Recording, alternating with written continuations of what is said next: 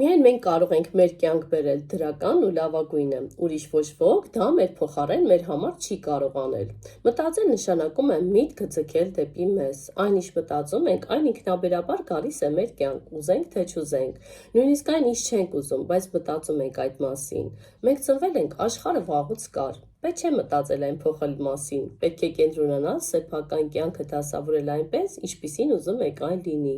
թույլ տալ ցանկացածը, որ տեսնի աշխարհը այնպիսին, ինչպիսին որ տեսնում է։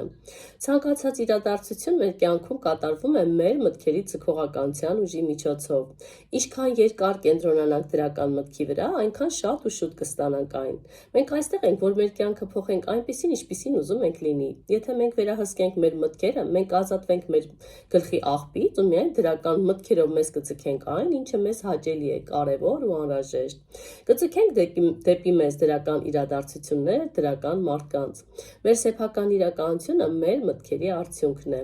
Այսօրը մեր երեկվա մտքերի արդյունքն է, վաղը կլինի այսօրվա մտքերի արդյունքը։